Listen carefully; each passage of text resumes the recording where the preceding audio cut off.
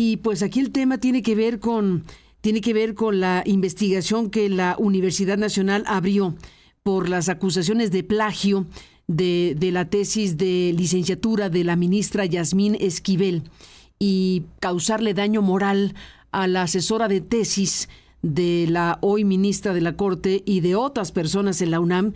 Y realmente es increíble que tengamos una circunstancia de esta naturaleza. Permítame recuperar el texto mismo en donde los universitarios que firman esto están planteando cosas como las que leo. La condena impuesta por un tribunal de la Ciudad de México al ex rector de la UNAM y al ex director de la Facultad de Estudios Superiores de Aragón de la misma universidad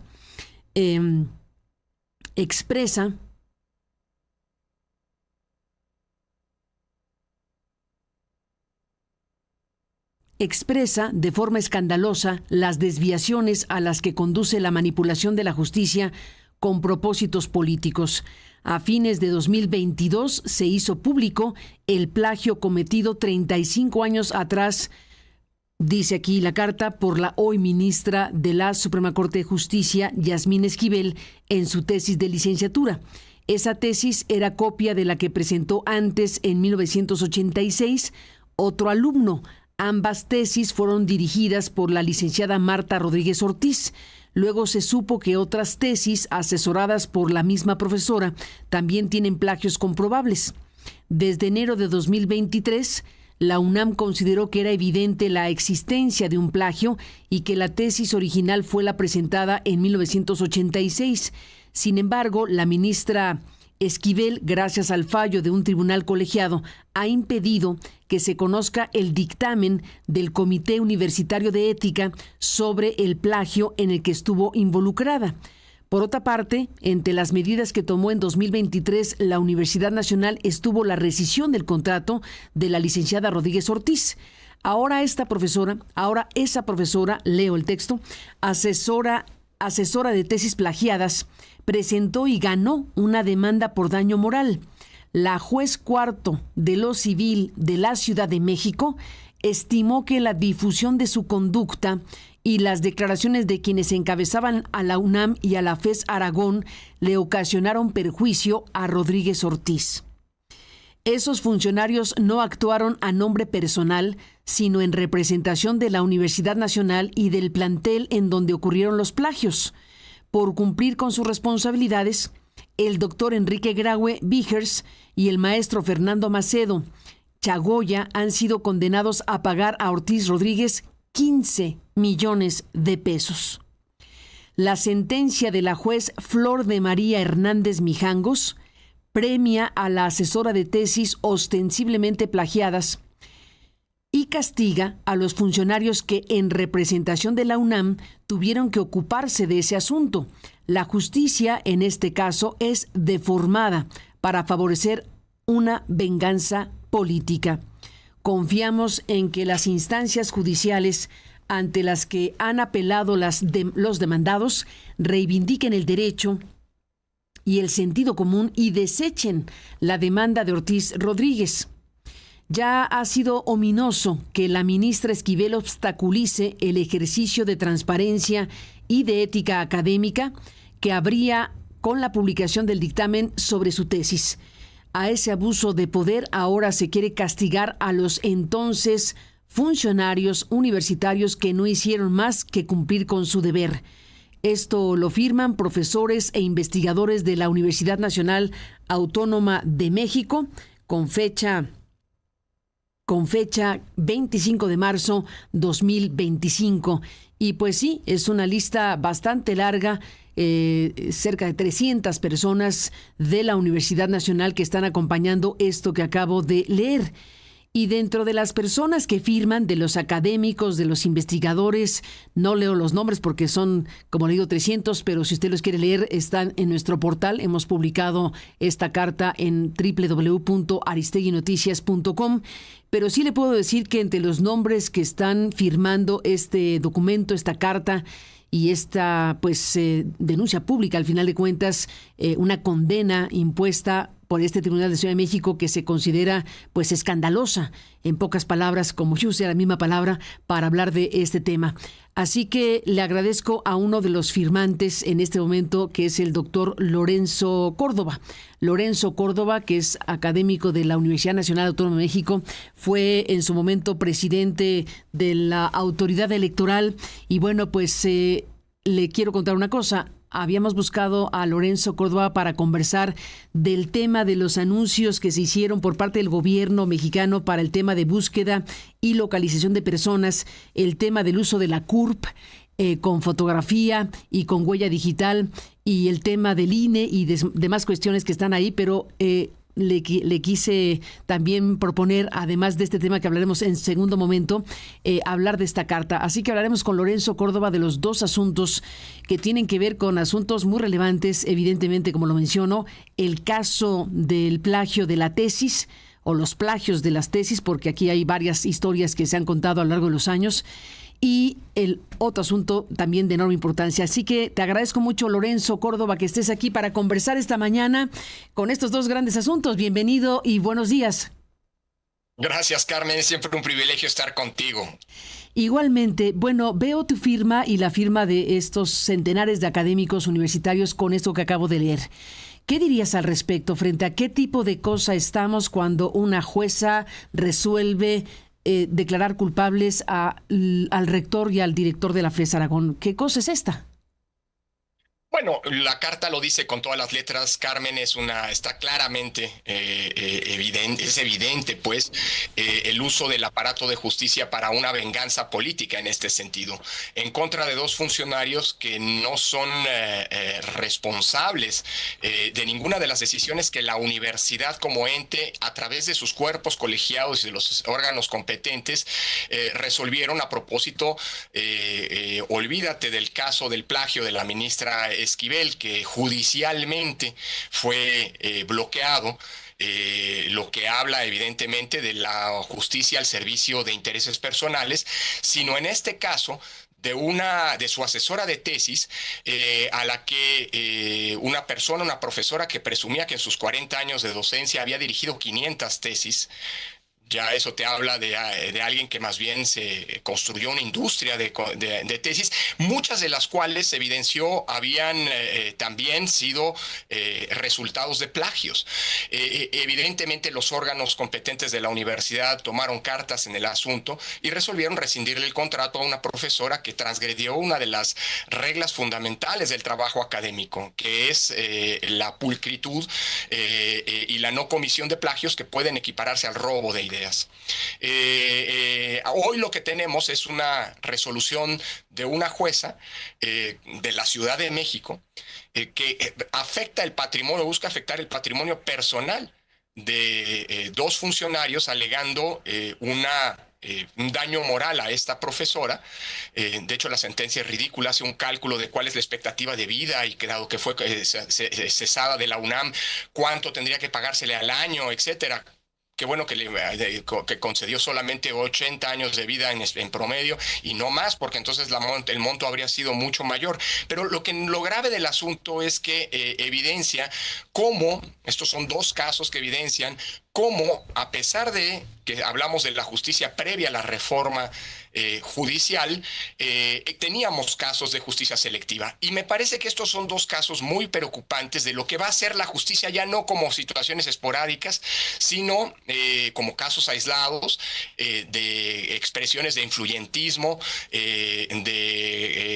digamos, de redes de complicidad y de apoyo para cometer atropellos como los que estamos viendo, venganzas, en este caso políticas, en contra de dos funcionarios que fueron, eso se sabe, es del conocimiento público, presionados de muy distintas maneras por parte de los allegados de la ministra Esquivel para cerrar ese caso. Creo que son dos ejemplos, insisto, de cómo que hablan muy bien de cómo la justicia ameritaba una reforma. Pero lamentablemente la reforma que se hizo, me parece que van a ser de estos dos casos justamente la normalidad de cómo va a funcionar la justicia en adelante. Más todavía cuando estamos hablando de un personaje, la señora Esquivel, que aspira a presidir el Poder Judicial y que en esa ambición pues ha venido desplegando, digámoslo así, una amplia red de poder económico, de poder político, digamos, y de la cual estas resoluciones me parece que son casos evidentes, ¿no? Entonces, tú lo decías y lo decías bien, suscribo, Carmen, ante un escándalo, porque se va en contra de dos funcionarios que no hicieron otra cosa, sino comunicar públicamente, con mucho cuidado, por cierto, con mucha prudencia, lo que habían sido resoluciones de los órganos de decisión de la universidad, de los órganos disciplinarios de la universidad, en este caso. Es decir, mira, por ejemplo, en el caso de Fernando Castaños, el exdirector de la FES Aragón, si uno ve la sentencia emitida por esta jueza, que ya circula en internet, una de las pruebas para definir que hubo un daño moral fue un correo electrónico en donde el director emplaza a esta profesora, ex profesora, a comparecer ante el Comité de Ética, señalando que hay una acusación de presunto plagio. Y lo del presunto está claramente evidenciado en este correo electrónico. Un correo electrónico que no se hizo público, el daño moral requiere por su propia definición de una publicidad, y que la jueza considera que es la prueba del daño moral infringido a esta profesora.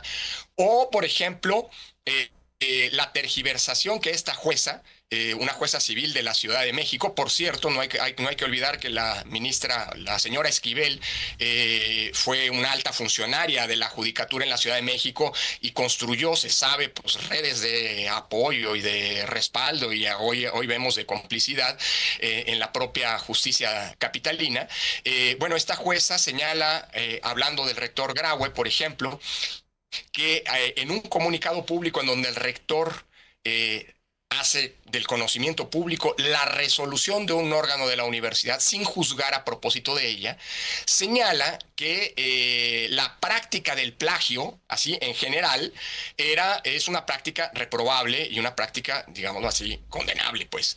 Y la jueza interpreta que el rector Graue le dijo a esta profesora públicamente que su trabajo era condenable, cuando evidentemente hay una tergiversación con una intención y un propósito evidente, es decir, la venganza política, respecto de un documento que fue cuidado pulcramente en su modo de expresarse por la relevancia y lo delicado del caso. Así que es algo realmente lamentable, Carmen, pero mucho me temo que esto es a lo que vamos a tener que acostumbrarnos ahora que los jueces sean electos, respondan a intereses políticos, por lo tanto, porque van a responder a los intereses de las mayorías que los eligen, y más todavía si una persona como esta señora encabeza el Poder Judicial, cosa que es muy probable, o al menos está intentándolo. Esto puede ser una probadita, Carmen, por cierto, con otros ejemplos como la actuación del Tribunal Electoral, pero esa es otra historia, de cómo va a ser la justicia en el futuro. Es decir, un aparato que, si bien en el pasado no era ni siquiera ni de lejos impoluto, que tenía problemas como lo evidencian este caso, pero que eran casos aislados al final del día la justicia era un espacio en donde podías recurrir para defender tus derechos, pues de aquí en adelante toda la justicia va a ser como la vemos en estos lamentables hechos, ¿no? Pues esto que afecta en este momento al exrector Enrique Graue y al exdirector de la FES Aragón, Fernando Macedo Chagoya. Macedo, perdóname. Sí, le dijiste Castaño y es Macedo. Sí, perdóname, sí, no, hay otro colega de la universidad, Fernando Castaños, del Instituto de Ciencias Sociales, Fernando Macedo, discúlpame, que hoy, por cierto, es secretario en la universidad, sí. Estamos hablando de los dos, de Graue y de Macedo Chagoya, y bueno, pues aquí está este pronunciamiento muy específico de centenares de universitarios como tú que están planteando lo que aquí acabamos de leer, y queda también abierta esta ventana de en qué momento la universidad misma y la sociedad mexicana va a poder conocer el resultado de la investigación del Comité de Ética, que expresamente ha hecho el trabajo correspondiente para saber quién plagió a quién, porque al final de cuentas No hay duda de que hay un plagio. Eso yo creo que no hay ni siquiera que discutirlo porque las tesis son idénticas prácticamente. Entonces aquí hay un trabajo realizado por especialistas, por las personas que forman parte de este comité que hicieron, entiendo y sé, un trabajo multidisciplinario bastante amplio y han llegado a conclusiones que no se pueden conocer. Es impresionante que la Universidad Nacional Autónoma de México esté impedida en dar a conocer el resultado de lo que investigó. Es parte de lo que está ocurriendo. Sí, y yo creo que esta sentencia, esta en específico, también es una advertencia para quienes, pudiendo tener acceso a ese expediente, pretendan hacerlo público. Mira, la sentencia, hasta donde yo tengo conocimiento del otro caso, es decir, la que promovió la señora Esquivel, lo que le impide a la universidad es tomar cualquier acto sucesivo, digamos, en el proceso que se había iniciado relacionado con el plagio de la tesis o el presunto plagio de la tesis de licenciatura. Y en este sentido, la universidad no puede tomar decisiones como resolver en consecuencia, como hacer público en sus páginas, es decir, hacer un acto de publicidad, ¿no? Pero también es cierto que esas resoluciones finiquitan el asunto, por lo tanto ya no se trata de un asunto en proceso de resolución sometido bajo las reglas de protección de datos a la reserva, sino que es un acto finiquitado. Y en consecuencia, sin que haya un acto de publicidad propiamente dicho, ese documento pues ya no es un documento reservado. Así que alguna persona podría tener acceso. Es más, creo que en aras del principio de máxima publicidad debería colocarse ahí sin ningún tipo de juicio para que la ciudadanía pueda conocer cuáles fueron los razonamientos de esa resolución. Evidentemente esto es algo que tendrá que resolver la propia universidad. No conozco a detalle el expediente ni la resolución que le fue notificada a la propia universidad impidiéndole continuar con su trabajo disciplinario, ¿no? O de esclarecimiento, si se quiere, de estos hechos que me parece son bochornosos, pero bueno, ahora hay que cuidarse de las palabras, Carmen, porque cualquier cosa que podamos decir tú y yo aquí podría implicar pues que alguien nos denuncie por daño moral, ¿no? Y ese es el verdadero problema. Creo que este tipo de sentencia o esta sentencia tiene claramente el propósito no solamente de ejercer una venganza política en contra de dos funcionarios que no hicieron ningún pronunciamiento expreso, sino simple y sencillamente comunicaron lo que los órganos competentes habían hecho, sino también generar un efecto inhibitorio. Y eso viene a cuento, insisto, de Totalmente. los vientos autoritarios y regresivos que en un país al que le costó muchísimo luchar por la libertad de prensa, por el derecho a la información, por el derecho a conocer, ¿no? Hoy está viviendo pues, tiempos de regresión. Y este es un caso que no debe ser considerado como aislado, sino como parte de este lamentable proceso regresivo y antidemocrático, creo yo, ¿no? Pues esto que dices lo comparto, efectivamente, los efectos inhibitorios de sentencias como esta, y tú dices una frase terrible que no quisiera aceptarla. Nos tenemos que acostumbrar o ir acostumbrando a resoluciones como esta a partir de una reforma judicial como la que se ha ya aprobado en la Constitución y que estamos en este tormentosísimo proceso de instrumentación. Lorenzo Córdoba, ¿acostumbrarnos es la palabra? Pues mira, quiero equivocarme y deseo equivocarme. Y si me invitas, vendré aquí a hacer una disculpa pública, pero me temo, viendo cómo se ha construido el proceso de reforma judicial, que lejos de mejorar un sistema de justicia que estaba urgido de mejoras, lo empeora y lo subordina políticamente, pues bueno, creo que esta es clara y evidentemente una sentencia con una intencionalidad política. Y creo que ese va a ser el pan de todos los días con un sistema de justicia en donde los jueces van a responder a intereses políticos, así sea de los intereses políticos de las mayorías que los eligieron. Por eso, en ninguna democracia del mundo, a los jueces se les elige. Y solamente en algunos estados, en Estados Unidos, y solamente las altas cortes en Bolivia han recurrido a este expediente con resultados catastróficos. ¿Quieres ver lo que nos va a pasar? Ve lo que es el Tribunal Constitucional de Bolivia, un tribunal al servicio de la política, ¿no? Al servicio de Evo Morales cuando Evo Morales gobernaba, y ahora al servicio del nuevo gobierno de Arce en contra de Evo Morales, a pesar de que los integrantes son exactamente los mismos que en el pasado protegían al expresidente y hoy lo acotan, digamos, en el ejercicio de sus derechos políticos. Es decir, yo creo que lamentablemente estos son casos que vamos a ver con mucha mayor frecuencia, aunque por supuesto, Carmen, deseo equivocarme, pero mucho me temo que viendo el contenido, el sentido y avisorando con los ejemplos que se tienen a la mano las consecuencias de esta reforma, creo que lamentablemente no me equivocaré.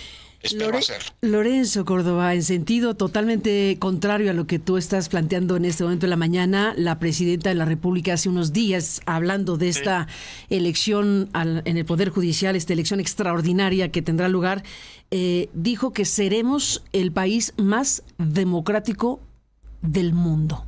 ¿Qué te dice la frase?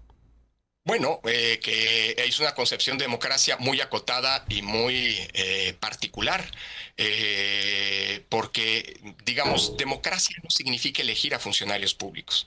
Ese es solamente uno de los componentes de un sistema democrático.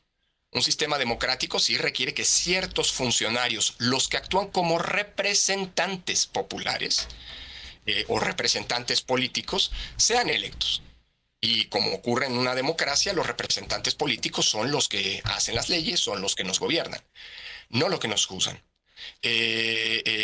Una democracia, en efecto, yo creo que es parte del problema de entender la democracia. Una democracia no requiere o no implica que todos los funcionarios sean electos.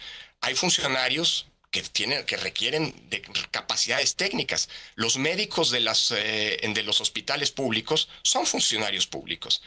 Pero no vamos a pretender elegir a un cardiólogo especialista en operación de corazón abierto, ¿verdad? Esto es un ejemplo de cómo hay funcionarios en un sistema democrático que no pueden ser electos. Los que son electos son los que toman decisiones políticas, porque son los que sustituyen a los ciudadanos en los espacios de representación, congresos y gobiernos, en el proceso de toma de las decisiones colectivas. Todas las democracias requieren además contrapesos al ejercicio del poder. Un sistema democrático en donde no existen contrapesos a los poderes políticos no es una democracia, Carmen. Nadie puede negar, por ejemplo, que muchas de las decisiones que se tomaron, por ejemplo, en el fascismo o en el nazismo, tenían el respaldo de la mayoría. Y eso no volvía a esos regímenes democráticos ni de lejos. Y es que en una democracia no solamente se centra en el hecho de que la mayoría decide, lo cual es democrático, pero sino también en el hecho de que la mayoría no puede decidir lo que quiera. Una mayoría no puede restringir los derechos fundamentales. Una minoría no puede restringir o cambiar, una mayoría, quiero decir, no puede cambiar los principios básicos que sustentan un país. La mayoría calificada que hoy tiene Morena no podría legítimamente convertir a México en una monarquía o desaparecer su carácter democrático. Así que para evitar eso, para evitar que los poderes políticos representativos de las mayorías, evidentemente, puedan hacer lo que quiera, requieren contrapesos. Y el contrapeso más importante que las democracias modernas han construido han sido justamente los poderes judiciales. Y los poderes judiciales que están ahí para resolver controversias tienen que ser imparciales. Y ser imparciales significa que no están en favor de ninguna de las dos partes que pueden tener un conflicto. Cuando un ciudadano tiene un conflicto con el Estado, las dos partes son el Estado y el ciudadano cuyos derechos presuntamente han sido afectados. ¿Quién va a resolver ese conflicto en una democracia? Pues alguien que no está ni a favor del Estado ni a favor del ciudadano, sino que aplicando la ley decide, con una lógica de imparcialidad, quién tiene la razón. Por eso en las democracias modernas, a ningún juez se le elige, insisto, salvo algunos casos, como a algunos jueces locales en Estados Unidos que no tienen competencia para resolver cuestiones, por ejemplo, como las de constitucionalidad, es decir, si el poder ha abusado o no. Y el caso de Bolivia, que es un caso aislado y catastrófico en muchos sentidos. Entonces, entiendo lo que la presidenta está diciendo, tiene que vender una reforma públicamente, pero pues digamos, habrá que ver Sí, en donde terminamos, yo creo que no nos va a ir bien y evidentemente esto, lejos de fortalecer, va a mermar la democracia. Así que yo creo que la presidenta parte de una concepción equivocada de democracia, como muchas veces en la historia. El gobierno cubano siempre sostuvo que la democracia en Cuba era la verdadera democracia y no la democracia burguesa que se había construido en el mundo occidental. Ya vemos dónde está Cuba. Los venezolanos han hablado de la auténtica democracia. Si esa es la democracia en la que está pensando la presidencia de la República, pues evidentemente eso nos va a volver más democráticos. Si entendemos por democracia esa gran construcción civilizatoria del mundo occidental, pues yo creo que esto nos aleja lejos en vez de acercarnos o de robustecerla, ¿no? Doctor Lorenzo Córdoba, bueno, te propongo dejemos aquí esta parte de la conversación. Permíteme hacer un alto en el camino, regresamos contigo en un momento más. Saludos a las estaciones de Grupo Radio Centro que están transmitiendo en vivo este programa. Saludos a quienes siguen la señal a través de Aristegui Noticias en Internet. Regresamos, Lorenzo, en la conversación que tenemos esta mañana contigo y te propongo detenernos en esto que se anunció por parte del Gobierno de la República esta semana, las acciones para la alerta, búsqueda y localización de personas. Pues esto que el caso que empujó al gobierno a lanzar estas iniciativas o esta idea de modificar leyes, 2 leyes y un conjunto de medidas que incluyen, entre otras cosas, la utilización de la CURP como la gran herramienta de identidad, con fotografía, con huella dactilar y con todo lo que involucra esto que se está planteando desde el gobierno federal. Regreso, Lorenzo, contigo en un instante más. Estamos esta mañana conversando con Lorenzo Córdoba, doctor. Déjame, antes de irnos al otro tema, comentar y desde luego dar crédito a Guillermo Sheridan, por supuesto, Guillermo Sheridan, que fue el investigador que descubrió el tema del plagio en la UNAM con esto que hemos hablado y ahora estas derivaciones judiciales. Déjame comentar, Lorenzo, que Guillermo Sheridan escribió ayer en el Universal un texto que se llama La venganza de las plagiarias, en donde dice que el plagio intelectual es el contagio a la vida académica de una cultura que reconoce el robo no como un acto inmoral, sino como encomiable pericia. A diferencia de otros lugares donde un ladrón se desacredita para siempre, los plagiarios en México suelen salirse con la suya. Y dice Guillermo Sheridan, que descubrió este y otros plagios, por cierto, dice, citando, bueno, más bien en su arranque de texto, cita a Jesús Silva Herzog, que a su vez escribió su editorial de la semana con esta frase: en el paraíso de la impunidad, lo que es peligroso es denunciar un delito, no cometerlo. Así que bueno, pues Guillermo Sheridan, que es quien puso a la luz pública todo esto, hace una revisión crítica precisamente también de lo que está ocurriendo en términos judiciales. Lorenzo. Sí, no, es el artículo ayer de Sheridan. Ha habido varios articulistas que han esta semana comentado el punto. De hecho, yo mismo pretendo hacerlo en mi columna esta semana. Pero también vale la pena recordar un texto que se publicó también en estos días en el blog de Nexos de Raúl Trejo del Arbre. Y lo recomiendo porque es un texto en donde analiza, prácticamente hace un análisis filológico de la sentencia y de las aberraciones que comete esta jueza. Ha habido muchos que han escrito y bueno, creo que es un caso que está generando una indignación justificadamente por lo abusivo, digámoslo así, de su materia, de su sentido, ¿no? Totalmente, pues ahí están estos articulistas y analistas que están contribuyendo a este debate público importantísimo. Ya te leeremos en ese texto cuando lo publiques, pero está así Sheridan con el texto de La venganza de las plagiarias, está Silva Herzog Márquez Jesús con Del plagio a la intimidación, está Trejo del Arbre con El plagio, y bueno, pues quienes están ocupando con mucha razón de este tema, y hay que hacerlo, desde luego, no puede pasar de largo una sentencia judicial de este calibre, porque si permitimos que pase de largo, pues entonces tendremos reclamos. Mañana vamos a pagar las consecuencias, Carmen, pues nosotros claramente, mismos. Todo mundo, ¿no? Al final de cuentas es un tema para la sociedad en su conjunto y no podemos normalizarlo, no puede, déjame contradecirte, no podemos acostumbrarnos pues al tema. Definitivamente, Carmen. El tema de las acciones para la alerta, búsqueda y localización de personas, Lorenzo Córdoba, es el tema que originalmente te propuse para esta conversación, porque estamos viendo que ahí el gobierno de la República, obligado desde luego por la circunstancia del escándalo del Rancho Izaguirre que nos ha estrujado, que nos estremece, que nos sacude, y que estamos en esta discusión y cruce de señalamientos y de acusaciones de que si es un campo de exterminio o es, entre comillísimas, solo un campo de adiestramiento donde mataban y torturaban a personas que no se querían adiestrar. O sea, estamos en la locura del tema.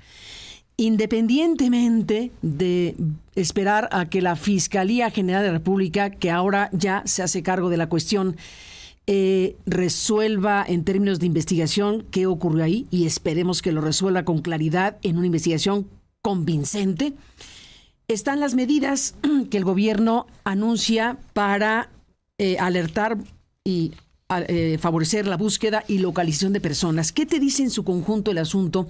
Y sobre todo el foco que querríamos poner en esta charla contigo, que tiene que ver con la CURP, con esta herramienta a la que se pretende convertir en la gran cédula de identidad con foto, con huella dactilar, y uno se pregunta qué va a pasar con la credencial para votar. Ya la presidenta dijo, eso tiene su circuito legal, cosa que es cierto, eso no nos vamos a apropiar del padrón electoral. Ella respondió a las críticas inmediatas de lo que sonaba esto. ¿Qué te dice a ti?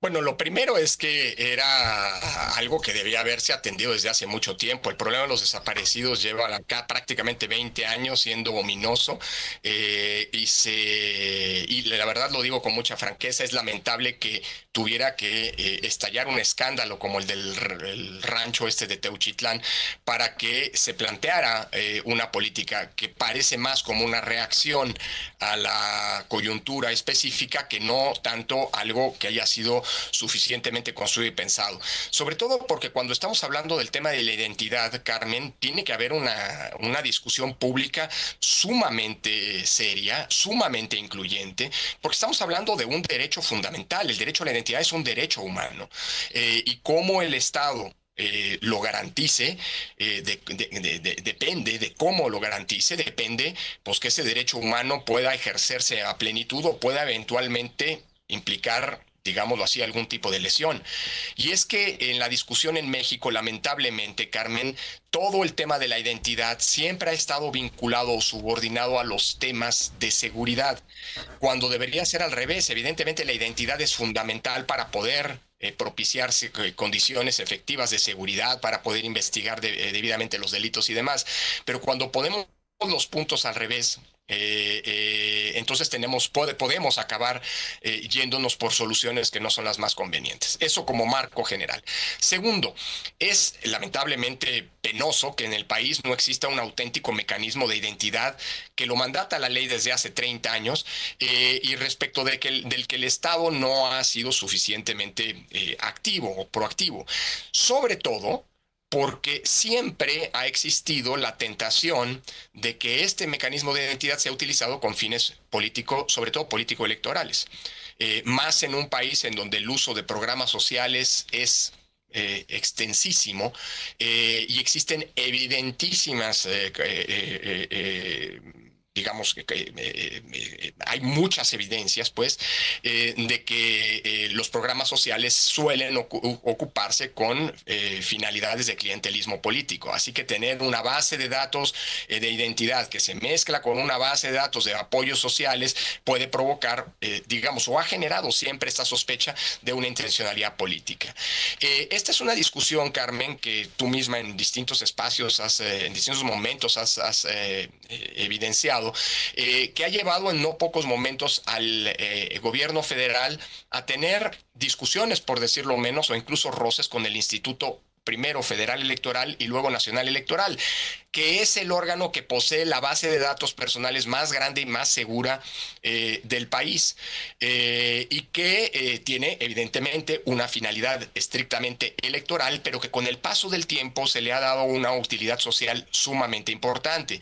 Por ejemplo, en el sistema bancario, para evitar los robos, los fraudes, los robos de identidad, se utiliza un mecanismo de autenticación.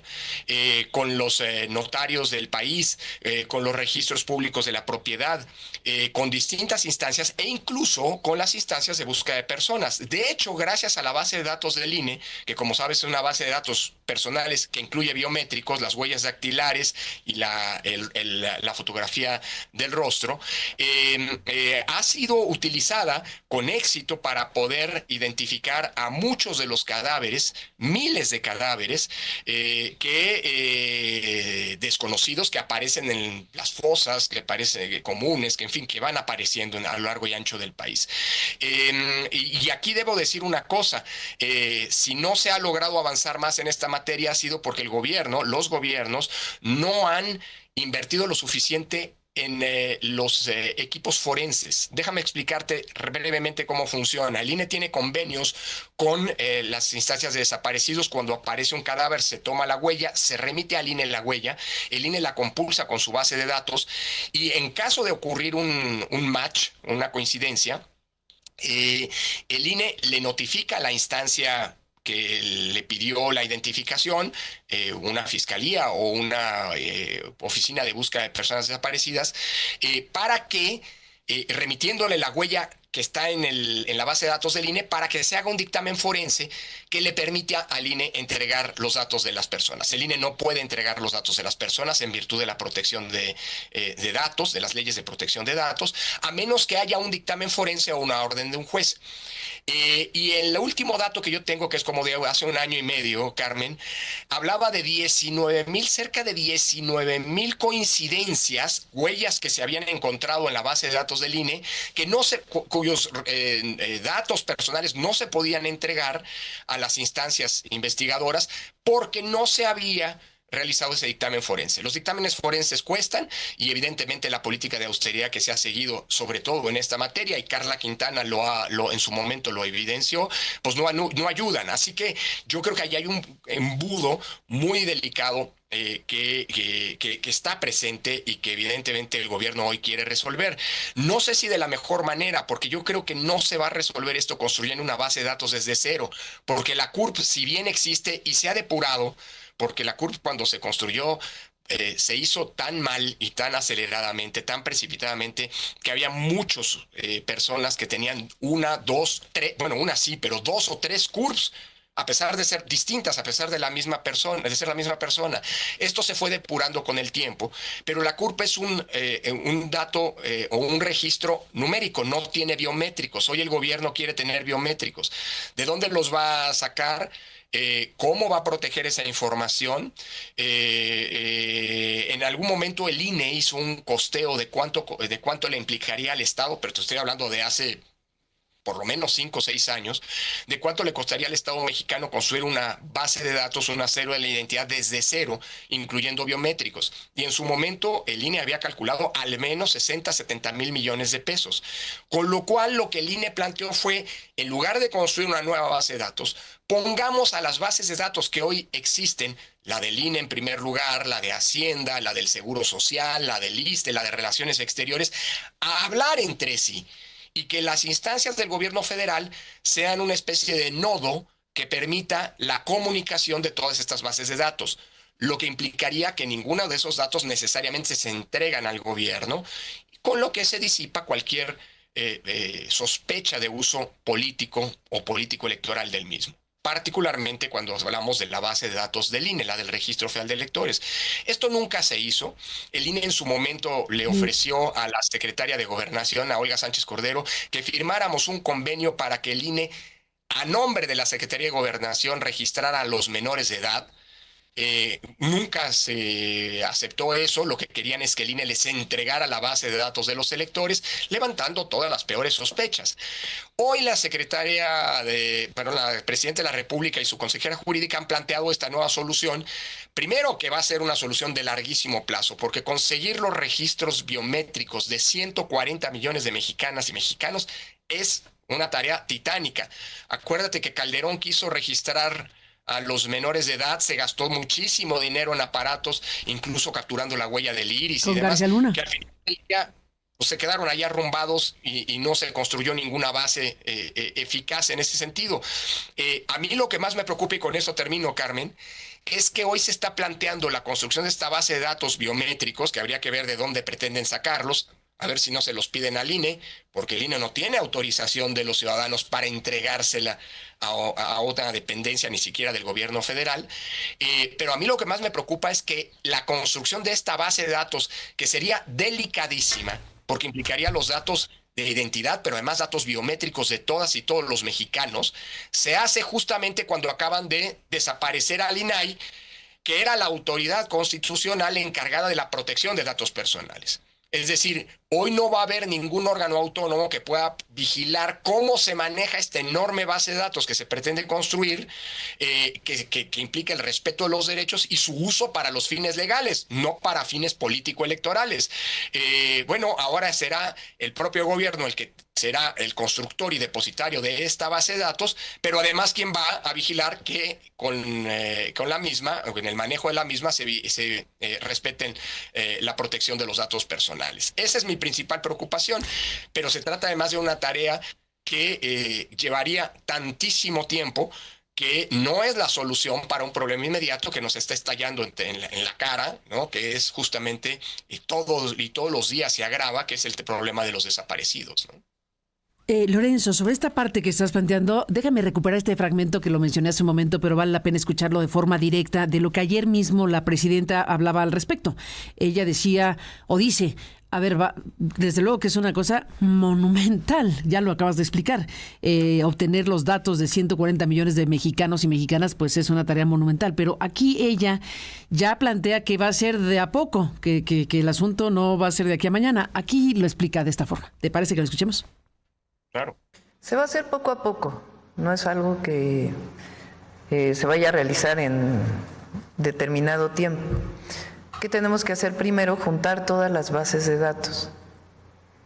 Para que nos entienda quien nos escucha, cuando uno va y nace un mexicano o mexicana, pues te registras en el registro civil.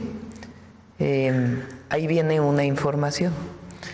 Cuando vas a realizar un trámite con el gobierno de México, te piden otra información. Tú tienes asociado una CURP desde el momento en que naces, que tiene que ver con distintos datos, en dónde naciste, género, en fin, diferentes datos. El objetivo es que los bases de datos diversas que tenemos pues vayan constituyendo una sola base de datos en el Registro Nacional de Población. Entonces, ¿qué hacemos con las leyes? Permitir que esa información pueda ser utilizada con base en la Ley de Protección de Datos Personales. ¿Por quién va a poder ser utilizada? Por el Gabinete de Seguridad, por las fiscalías estatales. Es un tema de seguridad. Ahora, en el caso del INE, no es que el registro del INE vaya a pasar completo al Registro Nacional de Población, porque tiene su propia ley, su propia seguridad de datos personales, etc. Ahora, ¿qué es lo que ocurre? Si el secretario Omar García Harfuch necesita un dato en inteligencia de una persona porque está vinculada con un homicidio, con un delito, tiene que mandar un oficio al INE y el INE después de varios días pues le dice sí, aquí está la información. Lo que queremos ahora es que para el sistema de seguridad el INE de manera automática envíe la información, resguardando los datos personales. Eso por un lado. Y por otro lado, hacer una plataforma única de las fiscalías, con información de las fiscalías de las personas desaparecidas o reportadas como no localizadas o desaparecidas en el país. Porque no hay, está en la ley, pero no están los procedimientos para poderlo hacer. Entonces, en el CURP esa es la idea. Y poco a poco ir tomando huellas y datos para poder tener un registro pues cada vez más robusto de la identidad de nuestro país. Se lo pregunto para motivos de seguridad. Pues esa es la explicación que da el gobierno a través de la presidenta. ¿Cómo ves, Lorenzo Córdoba? Bueno, a ver, ha sido exactamente la misma lógica que incluso en el gobierno pasado se le pidió al INE. Al INE se le pidió la entrega de la base de datos, se negó, y lo que se ofreció fue favorecer los mecanismos para compartir información. Habrá que ver cómo reforman las normas electorales, porque los datos que los ciudadanos le entregaron al INE se entregaron con un propósito específico, un propósito electoral, y pretender que a partir de esa entrega y de ese consentimiento se utilicen esos datos como para otros fines, pues implica un problema legal. Habrá que ver cómo se resuelve, Carmen, pero a mí la preocupación esencial es justamente la que mencionaba al final de mi intervención anterior, es justamente el hecho de que esto está ocurriendo precisamente cuando se desapareció al órgano constitucional que tenía que proteger que tenía encargada la protección de los datos personales y verificar que el uso de los datos personales se hiciera conforme a la ley. ¿Quién va a vigilar hoy que esos datos, esa base de datos que tiene mucho sentido por otro lado, que se construya? Yo creo que la mejor manera y la más rápida de construir es justamente hacer, como en su momento se planteó, que las distintas bases de datos interactúen entre sí y que el papel del gobierno sea más bien el de una especie de nodo que permita la interacción de las distintas bases de datos. Más todavía que constituir una única base de datos. Mira, Carmen, este ha sido un gobierno, el anterior y en donde hemos tenido muchos escándalos de penetración y de vulneración de mecanismos de seguridad. Una base de 140 millones de datos, más bien de datos personales de 140 millones de personas, que implicaría miles de millones de huellas dactilares, que implicaría, digamos, la necesidad de un respaldo y de una seguridad informática importantísima. Pues digamos, a ver, no es nada más constituir la base. La protección de los datos requiere también que quede claro cuáles van a ser los mecanismos de protección. Se dice que es solamente para fines de seguridad. ¿Quién nos va a garantizar que eso no sea utilizado, por ejemplo, con fines políticos para determinar a quién se le entrega o no los programas sociales? Ese es el gran problema que está ahí detrás. Y evidentemente esto ocurre cuando ya no hay una autoridad confiable y autónoma, porque va a ser el mismo gobierno el que va a vigilar el adecuado tratamiento de los datos personales. Es decir, esa es la preocupación, no tanto la idea, pues ese es un pendiente del Estado mexicano y desde hace tiempo se tiene que trabajar, se ha tenido que venir, por ejemplo, los menores de edad, no hay una base de datos de menores de edad, Carmen, eso es increíble. Vuelvo a insistir, en su momento el INE le ofreció a la Secretaría de Gobernación ayudarles a construirla, pero a la Secretaría de Gobernación le interesaba tener los datos del INE, de los ciudadanos. ¿Por qué? Más todavía que tenerlos de los menores de edad. Y no estamos hablando de los gobiernos priistas y panistas que también lo intentaron. Estamos hablando del gobierno de López Obrador, del que se dice es un segundo piso. Entonces, yo creo que existe tantas reservas en el ambiente, que aunque el propósito sea bueno, tiene que existir clara y evidentemente mecanismos que protejan nuestra información, porque de eso depende también paradójicamente nuestra seguridad.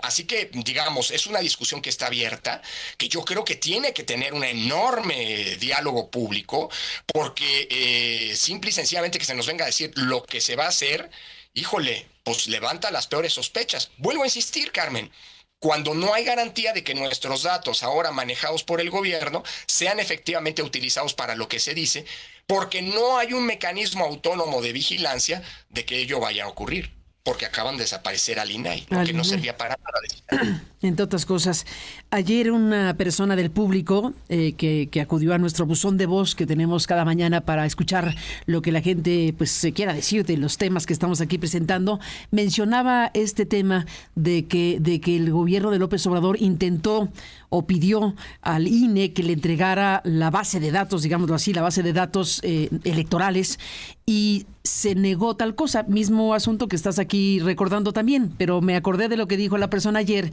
Y ahí el punto era que esta circunstancia pues se puede entender o reconocer, y te pregunto si así lo entiendes, como el punto de quiebre en donde el gobierno, en donde el presidente López Obrador pues tomó una distancia e inició una campaña seria, grave, pues no solamente en contra del INE, sino en contra tuya, personalizada, en contra de Ciro Murayama en particular y en contra de la propia noción de órganos autónomos del Estado, que ya derivó en lo que ha derivado.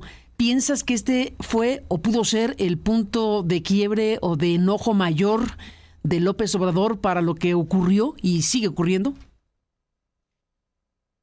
Tal vez no el punto de quiebre, pero sí uno de los elementos que llevaron al gobierno de López Obrador a esa campaña de acoso y de descalificación permanente en contra del INE y de quienes lo encabezábamos.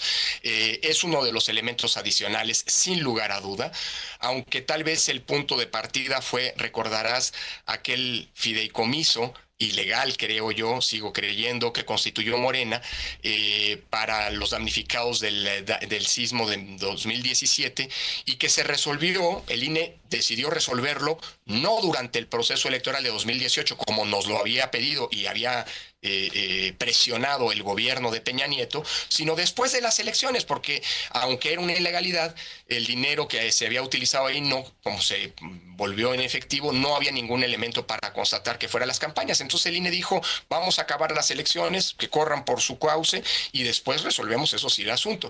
A partir de ese momento es cuando el presidente el candidato entonces electo López Obrador dijo, el INE es el autor de una vil venganza. En el camino se sumaron muchas otras cosas, incluida justamente la negativa a entregarle la base de datos de los biométricos que nos había pedido la Secretaría de Gobernación. Por cierto, no fue el primer gobierno que la quería, lo hizo el gobierno de Calderón, lo hizo el gobierno de Peña Nieto, pero sí fue el primer gobierno que se atrevió a ponerlo por escrito y que recibió una negativa por escrito de parte del INE, ¿no? Lorenzo Córdoba, en este momento de la vida del país, déjame cerrar con esto, bueno, pues estamos viendo cuestiones como efectivamente la extinción de órganos autónomos del Estado mexicano. No ha ocurrido en términos formales con el INE, que tú encabezaste en su Consejo General. No hay una decisión de desaparecer al INE y de que se vuelva a la circunstancia de que el gobierno mismo organice las elecciones en este momento, porque a este INE, en sus condiciones actuales, le han encargado el paquete, nada más ni nada menos, que está haciendo malabares para tratar de lograr una elección extraordinaria, que lo será de muy mala manera, pero extraordinaria será. En tu análisis prospectivo, ¿piensas que un INE autónomo, aún sea en términos formales y aún sea en la Constitución, prevalecerá?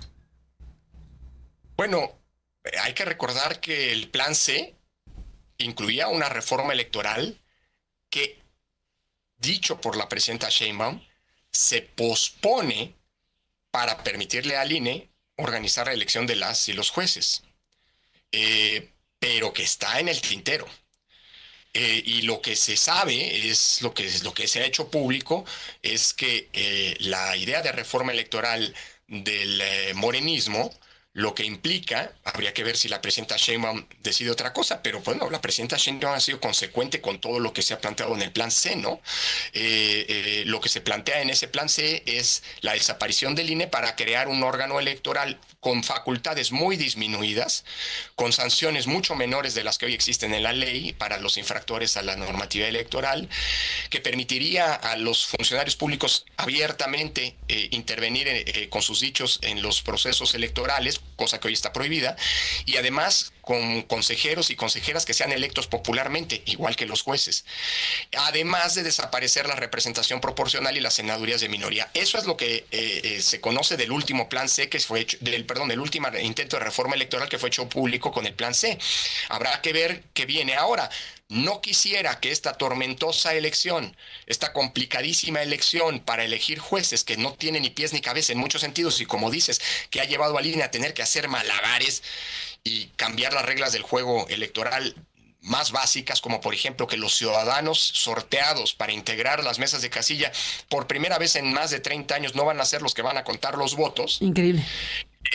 Implique pues digamos, o se ha utilizado como pretexto para decir, híjole, es que este INE no es el INE capaz para los nuevos desafíos de la democracia. Este es el INE, para decirlo en la jerga común, este es el INE del neoliberalismo, necesitamos al INE del bienestar, y eso sea el pretexto para echar adelante una reforma electoral que está anunciada, que habrá que ver en qué términos viene, pero que si es la reforma electoral en los términos o en el mismo sentido de la que planteó el presidente López Obrador en el Plan C, pues estamos ahí sí hablando del último clavo en el ataúd de la democracia mexicana, ¿no? Con esta frase nos vamos. Lorenzo Córdoba, doctor, gracias por estar aquí. Seguiremos hablando si me lo permites. Gracias y buenos días.